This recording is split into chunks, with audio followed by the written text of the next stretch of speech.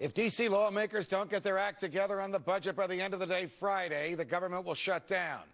But what does that really mean? Will airplanes fall from the sky? Will grandma go starving? Or more likely, will life in America go merrily on? Here to discuss are my freedom fighters, radio host and Freedom Fox regular Nancy Skinner, the dollar meltdown author Charles Goyette, and investment analyst Liz Peek. Welcome here. Charles, to you first. What would be so bad about a government shutdown? Wouldn't it be the thunderbolt that the big government party needs to realize the depth of the debt that we face and the gravity of the cuts that are necessary, that we simply can never go forward with government as usual?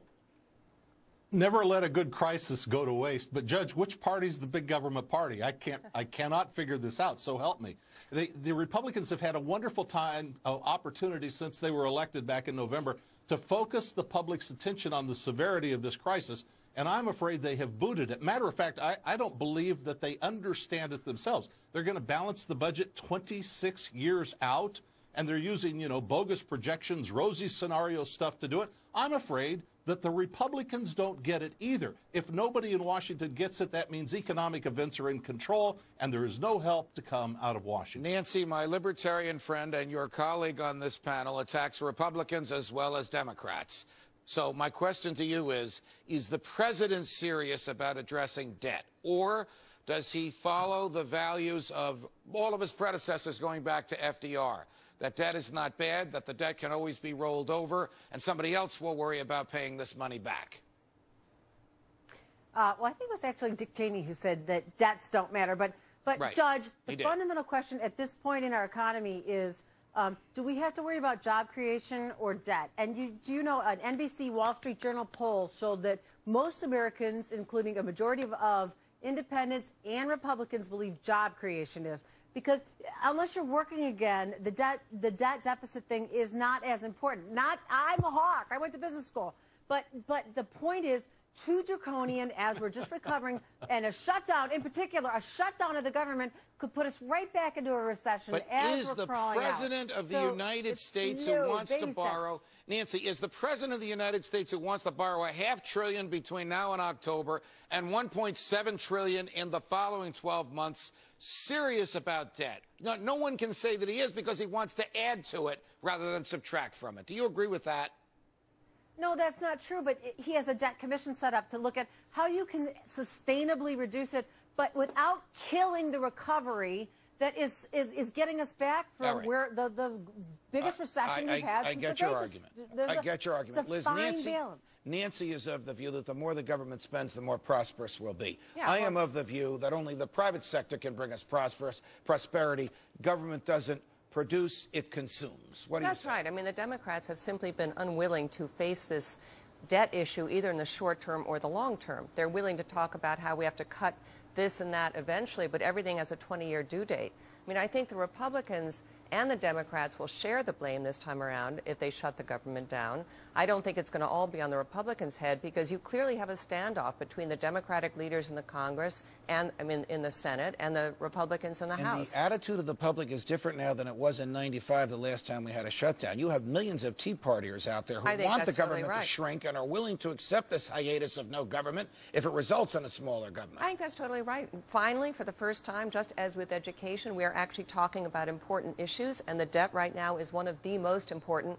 And by the way, with all due respect, I don't think we should be creating monetary or fiscal policy according to polls. All right. Well, today the Fed is continuing its course on its monetary policy, or to be more accurate, its money printing scheme, even though the economy, Nancy, is on the rebound. So let's get this straight. The Fed prints cash when the economy is in the trash, and the Fed prints cash when the economy is growing. Does the Fed ever think it's a bad time to print money, Nancy Skinner? Yes, they do, but we're not even close to that. So QE2, if you're talking about that easing, the market has factored that in. Everyone expects it. That's why we're starting to rebound. So they cannot. The market hates surprises and uncertainty. So you can't just pull the rug out from underneath them. But you know what?